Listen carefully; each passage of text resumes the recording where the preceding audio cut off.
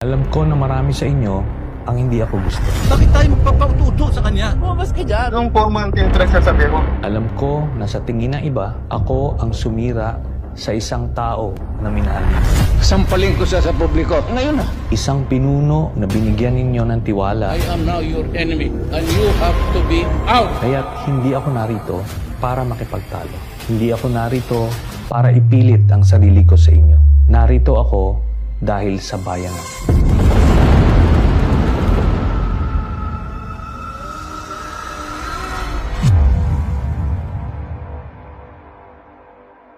Ilang beses kong tinaya ang buhay ko para mapatunayan ko ang pagmamahal ko sa ating bansa. July 27, 2003, unang nakilala si Lieutenant Senior Grade Antonio Trillanes IV. Isa siya sa mga lider ng mahigit 300 sundalo ng grupong Magdalo na sumugod sa Makati. Pangyayari tumatak sa kasaysayan at tinawag na Oakwood Mutiny. Ang hiling ko sa inyo ngayong oras na ito ay buksan nyo lang ang isipan ninyo. Hindi ko kayo pipiliting maniwala, pero gusto kong sabihin ito sa inyo. Baka sakaling magbukas ang isip mo. Dahil ang pagmamahal sa bayan, hindi mo pwedeng daanin sa kwentuhan, sa pagpapatawa, sa pagmumura. Madadaan mo ito sa katotohanan. Ito ang buong kwento ko. Noong 2016, nagsimula kaagad ang patayan. You have to shoot them dead. Kami noon sa Senado, sa oposisyon, iniisip namin ano ito nangyayari. Nihinto ba ito? Kaso araw-araw, daan-daan ang namamatay. Naaalarma kami dahil bilang miyembro ng Senado, ang katungkulan namin ay pumuna ng mga kamailian na nakikita natin sa ating lipunan. Naghain kami ng resolusyon, hindi po ito panggugulo. Ito po ay isang checks and balance ng ating sistema na para siguraduhin na walang maglalabis ng poder sa iba't ibang sangay ng gobyerno. Si Sergeant Arturo Las Cañas ay isa sa mga leader ng Davao Death Squad. Nagmamatigas nun at dinidinay niya lahat ng mga paratang sa kanya. Namatay din ito sa Davao City. Your Honor, I think I'm not in a position to answer, Your Honor. During the investigation, lumabas po si Mr. Edgar Matubato. Siya ay isang original member ng Davao Death Squad simula pa noong 1989 or 1990 at kung saan dinitalye niya kung paano nagsimula yung Davao Death Squad, sino-sino yung mga pinuno nito, paano sila na-organisa, paano sila pumapatay, hanggang nung umalis siya nung mga 2011 or 2012 dahil napagbintangan siya na siya ay pumatay sa isang personalidad. Dahil sa bintang na ito, si Edgar Matubato ay tumakas papuntang Maynila at nag-walk-in siya sa Department of Justice noong 2014. Bakit po nandito kayo? Para malaman ng taong bayan ang ginawa namin sa Davao City. Para mabigyan ng katarungan yung lahat, yung namamatay ng mga inosente. Siya ay kinwestiyon ng NBI agents, tinitignan kung totoo ang kanyang storya at dito na nga mas lumalim yung investigasyon. Yung lahat ng mga pinangalanan ni Mr. Matubato na mga miyembro ng Davao Death Squad, na mga miyembro rin ng Philippine National Police, ito ay pinatawag namin sa Senado. Itong si Sergeant Arturo Las Cañas, kinalaunan, siya ay umamin na totoo nga lahat ng mga sinabi ni Edgar Matubato at mas marami pa siyang sinabi tungkol sa Davao Death Squad. I would like to ask for an apology and an understanding of what I had said because I lied. All the testimonies of Edgar Matubato against myself.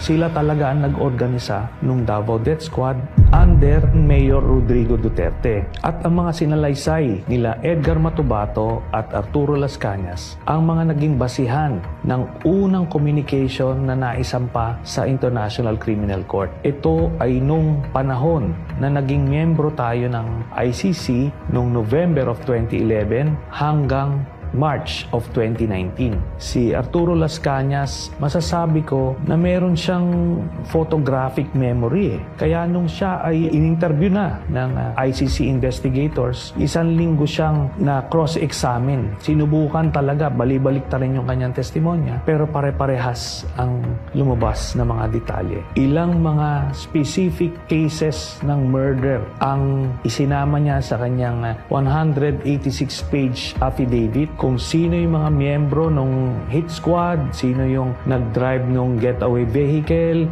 gamit na pagpatay, saan pinatay, dinala at nilibing. Ganun kadetalye ang kanyang affidavit. Kaya dahil dyan, siya ay naging star witness. Sa report ng The New York Times noong 2017, nasa kustodiya na raw ng ICC o International Criminal Court si Las Cañas na nagbibigay proteksyon sa mga testigo. Lalo na doon sa panahon na mayor si Duterte. Ngayon ko lang po sasabihin, meron pa pong isang hitman na nauna ng nagpunta sa ICC ng Witness Protection Program nila. Parehas ang sinabi nila. Kaya solid ang ebidensya po doon ng kaso ni Duterte. Nung presidenta na si Duterte, ang sinasabi ni Las Cañas, ando doon siya nung binuo yung transition from the Davao Death Squad to the National Death Squad. Yung template sa Davao, kung paano nila ginawa, ganun din ang gagawin. Meron silang reward system para maenganyong pumatay itong mga members ng Davao Death Squad. Bawat ulo may presyo. Small targets, 5,000, 10,000. Pagka malalaking mga targets, meron 50,000, may 100,000, hanggang 300,000 dun sa isang pinapatay nila. Binibigyan sila ng picture, binibigyan sila ng address, binibigyan sila ng target, tapos pinupuntahan nila at pinapatay nila. Ina-assume nila Matobato at ni Las Cañas na kung ang sinabi sa kanila ay ito ay pusher or drug addict. Sa totoo lang, hindi nila alam kung ano yung sinusubo sa kanila. Nung binuo sila, ito ay paniniwala nila na sila ay nakakatulong sa lipunan, na nililinis nila yung mga dumi ng lipunan. Pero kinalaunan, namomotivate na sila doon sa reward. Kaya dahil sa tiwala nila kay Duterte, akala nila lahat ng yun ay totoo. Until napapaisip sila kung totoo ba talagang mga salot sa lipunan yung pinapatay. Kasi meron silang pinatay na isang pamilya. Merong mag-asawa, may buntis na babae, tapos may anak na bata. Kaya doon sila nagtatanong, ano ba itong nangyayari talaga? Lumabas ang sagot noong 2003, noong nakilala ni Mr. Las Cañas si Michael Yang, Sammy Uy at Charlie Tan. Ito ay inendorso sa kanila ni Duterte na poproteksyonan nila. Nakita nila na itong mga Chinese drug lords na ito nag-i-import ng mga chemicals na pangbuo ng mga shabu. Ito ay nag-i-export papunta sa ibang bansa, ginagamit ito pang supply, pambenta. Ito ay ni-raid ni then Captain Asierto at pinagpapatay nila yung mga Chinese chemists na nandoon. At meron pa silang inilabas na siyam na Chinese na galing din doon sa Shabu Laboratory na inutusan sila ni Duterte na patayin lahat. Mr. President, you ordered the killing of Mr. Alan C. along with the 10 other companions. That is not true. That is the job of the police. Lumalabas doon sa salaysay ni Arturo Las Cañas. Hindi alam ni Duterte na bago nila mapatay ay nakausap pa niya yung pinakang pinuno nung siyam na Chinese workers na si Alan C. na ang boss nila ay si Michael Yang at yung kanilang mga passport ay na kay Michael Yang.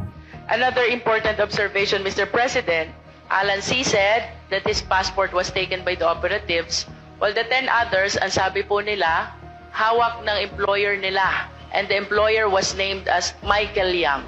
What can you say about this? Nothing to do with it. Wala akong pakialam dyan.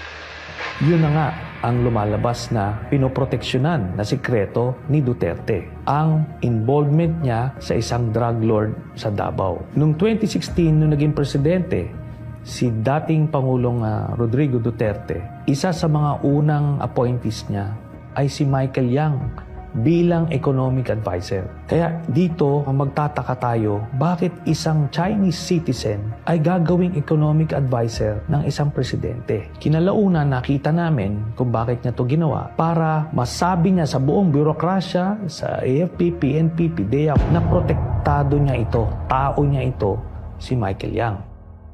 Noong 2017, ito na ngayon si Colonel Asierto. Siya yung Captain Asierto na nag-raid noong 2004 doon sa Shabu Laboratory sa Davao City. Binalikan niya itong kanyang asset na nagbigay sa kanya ng info tungkol doon sa Shabu Laboratory na yon at sinabi na si Michael Yang isa rin sa nasa likod doon sa Shabu Laboratory doon. So ibig sabihin, itong economic advisor ni Duterte, isang drug lord. Nung panahon na yon, hindi alam ni Colonel Asierto ang ugnayan ni Michael Yang at ni Duterte, kaya gumawa siya ng report. Nais niyang impormahan ang iba't ibang ahensya na ang malapit na advisor ni Duterte ay isang drug lord at baka hindi ito alam ni dating Pangulong Duterte. Kinalaunan, nung nalaman ni Duterte yung report ni Colonel Asierto, binaliktad niya. Nasangkot sa illegal na droga ang malapit na kaibigan ng Pangulo na si Presidential Economic Advisor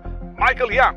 Tinukoy ni Asierto si Yang at isang Alan Lim na nasa likod ng nadiskubre nilang malaking Shabu Laboratory sa Davao noong 2004. Sabihin mo yung Michael Yang lalabas ni Asierto. Yan totoo.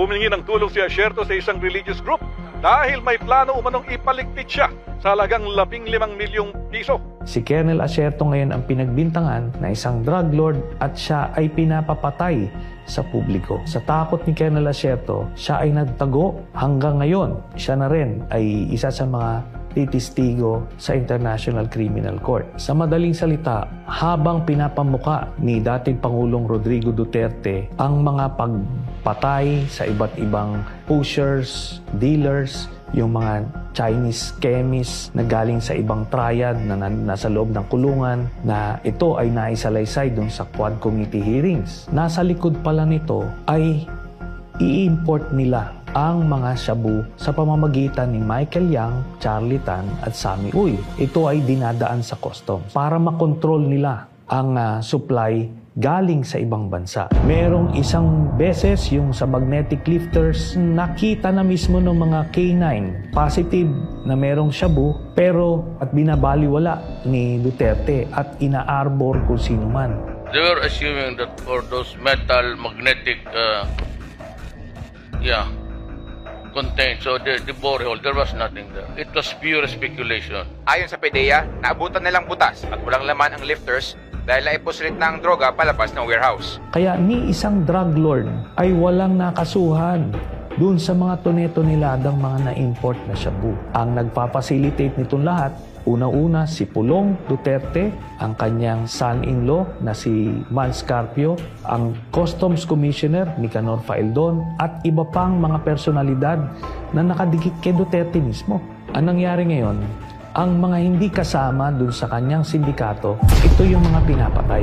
Kaya akala nung mga kababayan natin na talagang may nangyayaring patayan ng mga involved sa illegal drugs. Hindi totoo ang war on drugs. Ito ay ginawa lang ni Duterte para panglihis dun sa intention niya na i-monopolize or i-control ang drug trade dito sa bansa. Kung may totoo lang maski isa, I will hang myself in front of you. You can summon, I will sign a waiver, all banks. Will the former president be okay that if we draft the waiver now instead of tomorrow? Will you be fine with that, Mr. President? Anong kapalit, sir? Hindi. Sampaling ko siya sa publiko. Hindi, wala naman. Hindi, ngayon na. Lulo mo. Kaya...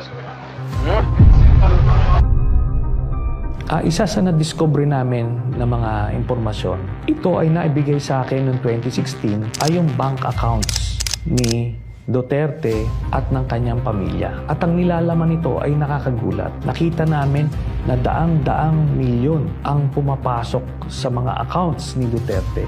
Joint account si Sara Duterte at si Pangulong Duterte. Every 6 months, may pumapasok na dividendo galing kay Sammy Uy papunta sa accounts ni Duterte, ni Sara, Baste, Pulong at Hanilet. Lahat ito tumototal ng 40 to 55 million every 6 months. Buong pamilya ng Duterte ay kumikita sa illegal drugs. Dahil sa impeachment case ni Sara Duterte, ang mga bank accounts na ito ay lalabas at makikita ninyo na si Sammy Uy ay nagbibigay ng pera kay Sara Duterte at buong pamilyang Duterte.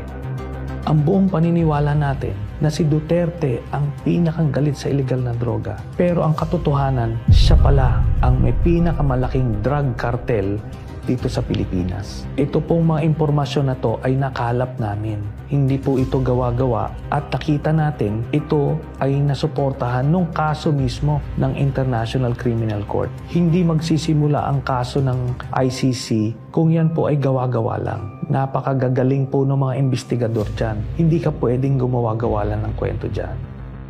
Hindi lang droga ang kinasangkutan ng sindikato ni Duterte. Nandiyan na yung Pharmally at yung iba't ibang pinagkakitaan nung COVID. Isama na rito yung Sinovac na vaccine na tinubuan nila ng 2,000 piso bawat isang vial at umorder sila ng 50 million vials. Sa madaling salita, 100 billion pesos ang kinita sa isang transaksyon na ito. Ito rin ang dahilan kung bakit pinigilan nila ang pagpasok ng Pfizer at Moderna at inuna nila yung pinakamahinang klaseng vaccine para sa mga Pilipino. Nandiyan na rin yung mga mask, personal protective equipment, yung face shield, yung mga ventilators, yung mga rapid tests, yung RT-PCR at iba pang mga gamit nun.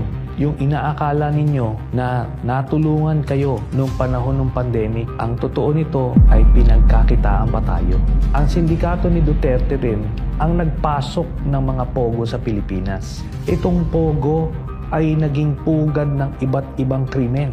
Human trafficking, cyber pornography, money laundering at iba pa. Na-discover nga dito sa mga Quadcom hearings na lumabas yung mga pangalan nila Alice Guo at iba pa. Makikita natin dito si Michael Yang ay kasama sa Pharmally, kasama rin siya sa Pogo at kasama siya sa drug cartel. Sa makatuwid, ang pinaglingkuran ni Duterte ay hindi Pilipino, hindi kayo, kung hindi si Michael Yang ng China. Sa mga nagsasabi na ang lahat ng mga nangyaring ito ay isang political na away between Marcos at Duterte, 2017 pa lang ay final ko na ang kaso.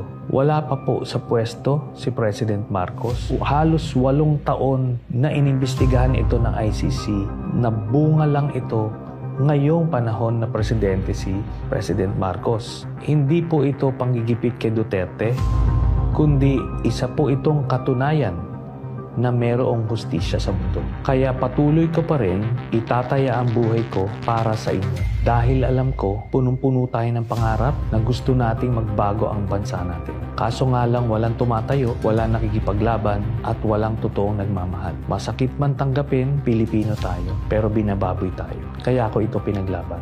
Na kahit itaya ko ang buhay ko, hindi ko tatalikuran ang pinangako ko sa inyo.